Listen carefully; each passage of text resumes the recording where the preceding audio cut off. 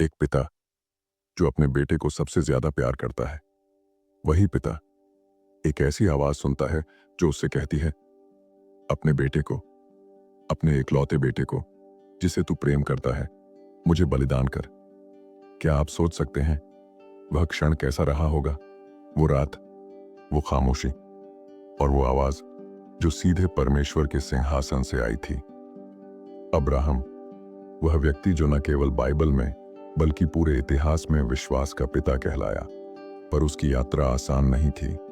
वह एक साधारण इंसान था जो ऊर नामक नगर में रहता था, एक ऐसी जगह जो मूर्ति पूजा और झूठे देवताओं से भरी थी। लेकिन एक दिन उसने एक ऐसी आवाज सुनी जिसे दुनिया नहीं सुन सकती थी। परमेश्वर ने कहा, अब्राम, अपने देश से, अपने कुटुंब से, अपने पिता के घर से निकल जा, उस देश में जा जिसे मैं तुझे दिखाऊंगा। उत्पत्ति अध्याय 12 वचन 1। और अब्राम चल पड़ा, बिना यह जाने कि आगे क्या होगा, कहां पहुंचेगा। पर वह जानता था यह आवाज सच्ची है, यह आवाज जीवित परमेश्वर की है। वर्षों बीत गए। परमेश्वर ने उसे एक वादा दिया था कि तेरे वंश के द्वारा पृथ्वी की सब जातियां आशीष पाएंगी। पर उसके पास कोई संतान नहीं थी। समय बीतता गया, साल दर साल, हर जन्मदिन, हर नई सुबह सारा, उसकी पत्नी, का चेहरा देखना अब्राहम के लिए एक दर्द बन गया था। दोनों जानते थे वे बूढ़े हो चुके हैं, सारी आशाएं अब मिट चुकी हैं। लेकिन परमेश्वर का वचन कभी मिटता नहीं। वह झूठ नहीं बोलता, वह देर करता है पर दगा नहीं देता। एक दिन 3 स्वर्गदूत उसके तंबू के पास आए। उन्होंने कहा, साल भर में तेरे घर में एक पुत्र होगा। सारा ने यह सुनकर हंसी, क्योंकि वह बूढ़ी हो चुकी थी। परमेश्वर ने कहा, क्या यहोवा के लिए कोई बात कठिन है? और ठीक 1 साल बाद सारा ने एक पुत्र को जन्म दिया। अब्राहम ने उसका नाम रखा इसहाक, जिसका अर्थ है हंसी, क्योंकि परमेश्वर ने उनकी हंसी को आंसुओं में नहीं बल्कि आनंद में बदल दिया था। अब्राहम ने उस बच्चे को अपनी आंखों से बड़ा होते देखा। वह अपने पिता के साथ खेतों में जाता, वेदी बनाना सीखता और पिता के विश्वास को अपने जीवन में झलकता देखता। वह परमेश्वर के वादे का जीवित प्रमाण था। हर बार जब अब्राहम उसे देखता तो उसके मन में यही गूंजता, परमेश्वर अपने वचन के प्रति सच्चा है। लेकिन फिर एक दिन, एक ऐसा दिन आया जिसने स्वर्ग और पृथ्वी दोनों को हिला दिया। वो शायद कोई साधारण सुबह नहीं थी, या शायद वो एक रात थी जब आकाश शांत था, हवा स्थिर थी और अब्राहम अपने तंबू में लेटा हुआ था। अचानक वो आवाज फिर आई, वही परिचित आवाज, गहरी, पवित्र और अधिकारपूर्ण, अब्राहम। अब्राहम ने तुरंत उत्तर दिया, यहां हूं प्रभु। और फिर परमेश्वर ने कहा, अपने पुत्र को, अपने एकलौते पुत्र इसहाक को, जिसे तू प्रेम करता है, ले जा और मोरिया देश में जा। उसे वहां एक पहाड़ पर होमबलि के रूप में चढ़ा, जिसका नाम मैं तुझे बताऊंगा। उत्पत्ति 22 वचन 2। क्षण भर के लिए अब्राहम की सांस थम गई। क्या उसने सही सुना था? क्या वही परमेश्वर जिसने उसे यह बच्चा दिया था अब उसे बलिदान मांग रहा था? उसके मन में प्रश्न उठे होंगे, क्यों प्रभु? क्या यही तेरे वचन की पूर्ति है? क्या तू वाकई चाहता है कि मैं उसे मार दूं? लेकिन बाइबल कहती है, अब्राहम ने कोई तर्क नहीं किया, कोई बहस नहीं की, कोई सवाल नहीं पूछा। वह बस उठा और प्रभु की आज्ञा का पालन करने चला गया। अगली सुबह जब सूरज की पहली किरणें धरती को छू रही थीं, अब्राहम ने अपने 2 नौकरों को बुलाया, गदहे पर लकड़ियां रखीं और इसहाक को साथ लिया। उसने यह किसी को नहीं बताया, न सारा को, न किसी नौकर को, न ही इसहाक को, क्योंकि यह आज्ञा केवल उसके और परमेश्वर के बीच थी। उसकी आंखों में आंसू नहीं थे, पर उसके दिल में तूफान था। फिर भी उसके कदम स्थिर थे, क्योंकि उसके अंदर एक गहरी शांति थी। जिसने यह वादा किया है वह उसे पूरा करने में सामर्थी है। रोमियो 4 वचन 21। 3 दिन की यात्रा शुरू हुई। हर सुबह वे उठते, चलते, रुकते, फिर चलते। पहाड़ दूर से दिखने लगा, मोरिया का वह पहाड़ जहां कुछ सदी बाद यरूशलेम का मंदिर बनेगा। कितना अद्भुत है जहां अब्राहम अपने बेटे को चढ़ाने जा रहा था, वहीं आने वाले युग में मसीह अपना जीवन देगा। तीसरे दिन अब्राहम ने अपनी आंखें उठाईं और दूर से उस स्थान को देखा। उसने अपने नौकरों से कहा, तुम यहां गदहे के साथ ठहरो, मैं और लड़का वहां जाकर उपासना करेंगे और फिर तुम्हारे पास लौट आएंगे। ध्यान दीजिए, उसने कहा, हम लौट आएंगे। यह वचन विश्वास का प्रमाण था।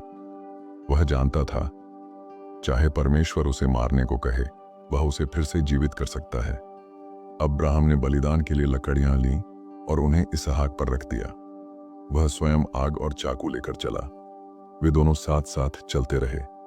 चलते हुए इसहाक ने धीरे से कहा, पिता। अब्राहम ने उत्तर दिया, हाँ बेटा। इसहाक ने पूछा, यहां आग है और लकड़ियां हैं, पर बलिदान के लिए मेमना कहां है? उसका सवाल अब्राहम के दिल को चीर गया। वह कुछ पल रुका, गहरी सांस ली और बोला, बेटा, परमेश्वर स्वयं अपने लिए मेमना उपलब्ध करेगा। उत्पत्ति 22 वचन 8। यह वाक्य केवल उस समय के लिए नहीं था, बल्कि आने वाले युगों के लिए भविष्यवाणी थी। एक दिन वास्तव में परमेश्वर स्वयं मेमना बनेगा अपने लोगों के पापों के लिए। दोनों चुपचाप आगे बढ़ते रहे। अब्राहम के कदम भारी थे, पर उसका विश्वास उससे भी भारी था। वह जानता था, परमेश्वर की आज्ञा में रहस्य छिपा है। उसकी योजना कभी गलत नहीं होती। आखिरकार वे उस स्थान पर पहुंचे। अब्राहम ने पत्थर जुटाए, एक वेदी बनाई, लकड़ियां उस सलीके से रखीं और फिर अपने बेटे इसहाक को बुलाया। वह शायद कांप रहा था, पर इसहाक ने विरोध नहीं किया, क्योंकि उसने अपने पिता के विश्वास को देखा था और जानता था, यह वही परमेश्वर है जिसने उसे जन्म दिया था। अब्राहम ने उसे बांधा और वेदी पर रख दिया। अब वह क्षण आ गया था जिसे स्वर्ग भी रोके हुए सांस के साथ देख रहा था। हवा में एक अजीब सी खामोशी थी। धरती भी मानो थम गई थी। सिर्फ दिल की धड़कनें सुनाई दे रही थीं, एक पिता की और एक पुत्र की। अब्राहम ने अपना हाथ उठाया, चाकू चमका।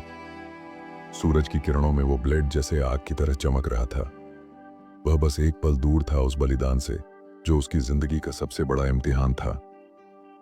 लेकिन रुको, क्या वाकई परमेश्वर उसे अपने बेटे को मारने देगा? क्या वह आवाज वाकई वही थी जो उसने पहले सुनी थी? क्या यह विश्वास की परीक्षा थी या प्रेम की? यह सवाल अब्राहम के मन में नहीं, बल्कि हर सुनने वाले के दिल में उठता है। और यहीं पर पहला भाग समाप्त होता है। अब्राहम का हाथ ऊपर है, चाकू हवा में है। परमेश्वर की योजना अब प्रकट होने वाली है। हम आगे जानेंगे, मोरिया की पहाड़ी पर क्या हुआ। क्या परमेश्वर ने सच में इसहाक को बचाया? और यह बलिदान आखिर किसका प्रतीक था? अब्राहम का हाथ आसमान की ओर उठा हुआ है। उसका दिल तेजी से धड़क रहा है। उसकी आंखें आंसुओं से भरी हुई हैं और चाकू चमकता हुआ बस एक पल दूर है अपने बेटे की गर्दन से। स्वर्ग की ओर से सन्नाटा है। धरती भी थमी हुई है। यह क्षण इतिहास का सबसे गहरा क्षण है, जहां एक पिता अपने प्रिय पुत्र को बलिदान करने जा रहा है, सिर्फ इसलिए क्योंकि परमेश्वर ने कहा है। शायद वह याद कर रहा होगा वो दिन जब उसने इसहाक को अपनी बाहों में पहली बार लिया था। वो छोटी सी मुस्कान, वो मासूम आंखें, सारा की हंसी और परमेश्वर का वादा, तेरे वंश के द्वारा सब जातियां आशीष पाएंगी। क्या अब वही वादा समाप्त होने वाला है? पर नहीं। अब्राहम जानता था, परमेश्वर का वचन कभी असफल नहीं होता। अगर उसने इसहाक को मारने को कहा है, तो वह उसे फिर से जीवित भी कर सकता है। इब्रानियों 11 वचन 19। यही विश्वास था जिसने अब्राहम को इंसान नहीं, विश्वास का पिता बना दिया। अब्राहम ने अपनी सांस रोकी और उसी क्षण आसमान में एक आवाज गूंजी, शांत पर अधिकारपूर्ण, जैसे बिजली कड़कती हो पर प्यार से भरी। Abraham, Abraham. अब्राहम तुरंत बोला, यहां हूं प्रभु। स्वर्गदूत ने कहा, अपने पुत्र पर हाथ मत डाल और उसे कुछ मत कर, क्योंकि अब मैं जान गया कि तू परमेश्वर से डरता है, क्योंकि तूने अपने पुत्र को, अपने एकलौते पुत्र को मुझसे नहीं रोका। उत्पत्ति 22 वचन 12। वो आवाज सुनते ही अब्राहम के हाथ कांप गए। उसकी आंखों से आंसू बह निकले। उसने चाकू नीचे रख दिया और गहरी सांस ली। उसका बेटा जीवित था, पर यह सिर्फ एक परीक्षा नहीं थी। यह परमेश्वर और अब्राहम के बीच का गहरा रहस्य था, एक ऐसा रहस्य जो आने वाले युगों में खोला जाएगा। अब्राहम ने चारों ओर देखा और अचानक उसने देखा एक मेढ़ा अपने सींगों से झाड़ियों में फंसा हुआ है। वह जल्दी से वहां गया, उस मेढ़े को पकड़ा और उसे अपने पुत्र की जगह होम बलि के रूप में चढ़ा दिया। उस क्षण में आसमान जैसे फिर गूंज उठा, वह धुआं ऊपर उठा और परमेश्वर की उपस्थिति उस जगह भर गई। अब्राहम ने उस स्थान का नाम रखा यहोवा यिरेह, जिसका अर्थ है परमेश्वर स्वयं व्यवस्था करेगा। उत्पत्ति 22 वचन 14। कितना गहरा अर्थ है इस नाम में, यहोवा यिरेह।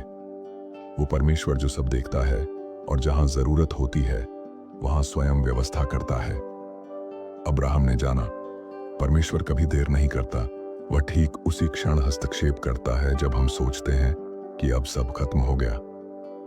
उस बलिदान के बाद स्वर्गदूत फिर से बोला, मैंने अपने आप से शपथ खाई है, यहोवा की यही वाणी है, क्योंकि तूने यह किया है और अपने पुत्र को मुझसे नहीं रोका, इसलिए मैं तुझे आशीष दूंगा और तेरे वंश को आकाश के तारों के समान बढ़ाऊंगा और तेरे वंश के द्वारा पृथ्वी की सब जातियां आशीष पाएंगी, क्योंकि तूने मेरी आज्ञा मानी है। उत्पत्ति 22 वचन 16 से 18। सोचो, यह कोई साधारण वादा नहीं था, यह वही वादा था जो आगे चलकर यीशु मसीह में पूरा हुआ। अब्राहम का वंश जिसके द्वारा सारी जातियां आशीष पाएंगी। अब्राहम ने अपने पुत्र को देखा, वह जीवित था। उसकी आंखों में अब भय नहीं बल्कि आश्चर्य और कृतज्ञता थी। इसहाक अब जान चुका था उसका जीवन परमेश्वर के हाथ में है। वह जान चुका था कि परमेश्वर परीक्षा ले सकता है, पर वह कभी अपने वादे को नहीं तोड़ता। वह पिता और पुत्र धीरे धीरे उस पहाड़ी से नीचे उतरने लगे, परमेश्वर के वादे के साथ और एक नई समझ के साथ कि परमेश्वर की योजना हमेशा पूर्ण है, भले ही इंसान उसे उस समय समझ ना पाए। पर क्या आपने गौर किया, इस पूरी घटना में कुछ ऐसा था जो भविष्य की एक झलक दे रहा था। सोचो, एक पिता अपने पुत्र को बलिदान के लिए लेकर जाता है। 3 दिन की यात्रा, 3 दिन जैसे मसीह का पुनरुत्थान। पुत्र लकड़ियां अपनी पीठ पर उठाकर जाता है जैसे यीशु ने क्रूस उठाया, और पिता कहता है परमेश्वर स्वयं अपने लिए मेमना उपलब्ध करेगा। क्या यह सब बस संयोग था? नहीं, यह भविष्य की एक छाया थी, एक भविष्यवाणी जिसे परमेश्वर पहले से दिखा रहा था। उस समय परमेश्वर ने मेढ़ा दिया जो इसहाक की जगह चढ़ाया गया, पर आने वाले समय में वह मसीह यीशु को देगा जो हमारे पापों की जगह क्रूस पर चढ़ेगा। जैसे अब्राहम ने अपने पुत्र को नहीं रोका, वैसे ही परमेश्वर ने भी अपने पुत्र को नहीं रोका, बल्कि हमें बचाने के लिए उसे दे दिया। यह दृश्य केवल एक परीक्षा नहीं था, यह प्रेम की पराकाष्ठा थी। अब्राहम का प्रेम परमेश्वर के प्रति और परमेश्वर का प्रेम मनुष्य के प्रति। 3 दिन की यात्रा का अर्थ था विश्वास की यात्रा। पहाड़ पर चढ़ना मतलब आज्ञाकारिता की ऊंचाई, और बलिदान का मेढ़ा परमेश्वर की कृपा की गहराई। वह पहाड़ जहां अब्राहम ने इसहाक को बांधा था, उसी क्षेत्र में बाद में यरूशलेम का मंदिर बना, और उसी इलाके में हजारों साल बाद यीशु मसीह को भी क्रूस पर चढ़ाया गया। क्या यह संयोग था? नहीं, यह वही स्थान था जहां परमेश्वर ने पहले से योजना बनाई थी। अब्राहम जब नीचे उतर रहा था तो उसके मन में बहुत कुछ चल रहा था। वह जानता था आज परमेश्वर ने केवल उसके विश्वास की परीक्षा नहीं ली, बल्कि उसे एक रहस्य दिखाया है, एक ऐसा रहस्य जो भविष्य में प्रकट होगा। वह अब समझ चुका था परमेश्वर की आज्ञा कभी नुकसान के लिए नहीं होती, बल्कि उस आज्ञा में हमेशा एक आशीष छिपी होती है। कई बार हमारे जीवन में भी ऐसा होता है, परमेश्वर हमसे कुछ ऐसा मांगता है जिसे हम छोड़ना नहीं चाहते। वह हमारे दिल की परीक्षा लेता है।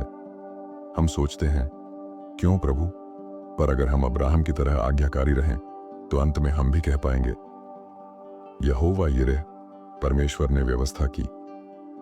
अब्राहम जब अपने घर लौटा तो सारा ने अपने बेटे को गले लगाया। वह नहीं जानती थी कि पहाड़ पर क्या हुआ था, पर वह जानती थी वह परमेश्वर जो असंभव को संभव बनाता है, उसी ने आज फिर उनके जीवन को बचाया है। उस दिन अब्राहम का विश्वास नए स्तर पर पहुंच गया। वह जान गया विश्वास केवल बोलने की बात नहीं, यह जीने की बात है। और शायद उसी रात जब वह सितारों भरे आकाश को देख रहा था तो उसने मन ही मन कहा होगा, धन्यवाद प्रभु कि तूने मेरे बेटे को बचाया, और धन्यवाद कि तूने मेरे विश्वास को स्थिर किया। पर कहानी यहीं खत्म नहीं होती, क्योंकि इस बलिदान के पीछे एक और बलिदान छिपा था, एक और पुत्र जो बाद में इस धरती पर आएगा और अपने आप को मानव जाति के लिए दे देगा। वह पुत्र जिसे अब्राहम ने केवल एक झलक के रूप में देखा, मसीह यीशु। इसहाक की कहानी में हमें यीशु की झलक दिखाई देती है। इसहाक पिता की आज्ञा मानने वाला पुत्र, अब्राहम आज्ञाकारी पिता। मोरिया वही स्थान जहां बाद में यीशु ने क्रूस उठाया, और मेढ़ा प्रतीक मसीह का जो हमारे स्थान पर बलिदान हुआ। विश्वास हमेशा बलिदान मांगता है, पर जब हम परमेश्वर पर भरोसा रखते हैं तो वह हमेशा हमारी जरूरत पूरी करता है। कभी समय से पहले नहीं, कभी देर से नहीं, बल्कि सही समय पर। वो पहाड़ी केवल एक परीक्षा का स्थान नहीं थी, वह प्रकटीकरण का स्थान था, जहां परमेश्वर ने मनुष्य को दिखाया कि वह कैसा प्रेम करता है। वह केवल आज्ञा देने वाला परमेश्वर नहीं, वह व्यवस्था करने वाला परमेश्वर है। वह यहोवा यिरेह है, वो परमेश्वर जो देखता है, जानता है और पूरी व्यवस्था करता है। जब अब्राहम और इसहाक नीचे लौटे तो वह पहाड़ी पीछे रह गई, पर उसकी यादें सदियों तक जीवित रहीं। हर बार जब इस्राएली यरूशलेम की ओर देखते थे तो वे जानते थे वहीं किसी दिन एक और बलिदान होगा जो सदा के लिए पापों का मूल्य चुका देगा। और यही वह रहस्य था जो परमेश्वर ने अब्राहम को दिखाया था, एक झलक भविष्य की, एक झलक क्रूस की। अब सवाल है, क्यों परमेश्वर ने इस बलिदान का आदेश दिया, और कैसे यह घटना मसीह यीशु की भविष्यवाणी बन गई? इन सब बातों का उत्तर आपको मिलेगा। तूने अपने पुत्र, अपने एकलौते पुत्र को मुझसे नहीं रोका। ये वचन किसी मनुष्य के नहीं थे, ये वचन स्वयं परमेश्वर के थे, जो अब्राहम की परीक्षा के अंत में स्वर्ग से बोले। लेकिन इस रहस्य तक पहुंचने के लिए हमें उस क्षण तक लौटना होगा जब अब्राहम की आंखों में आंसू थे, दिल भारी था, और फिर भी उसके होठों पर केवल एक ही वाक्य था, परमेश्वर स्वयं प्रबंध करेगा। अब्राहम पहाड़ी की चोटी पर पहुंच चुका था। वह अपने बेटे इसहाक के साथ उस स्थान पर था जहां परमेश्वर ने उसे बताया था। चारों ओर शांति थी, हवा तक रुक गई थी, बस पेड़ों की पत्तियां हल्के से हिल रही थीं और दूर कहीं पक्षियों की आवाज आ रही थी। अब्राहम ने पत्थर जोड़े और एक वेदी बनाई, फिर लकड़ियां उस पर रखीं। अब इसहाक, जो अब तक शांत था, धीरे से अपने पिता से पूछता है, पिताजी, आग और लकड़ी तो यहां है, लेकिन होमबलि के लिए मेमना कहां है? यह प्रश्न किसी भी पिता का दिल चीर सकता था, पर अब्राहम ने दृढ़ विश्वास के साथ कहा, बेटा, परमेश्वर स्वयं होमबलि के लिए मेमना चुनेगा। यह वचन अब्राहम के विश्वास का चरम था।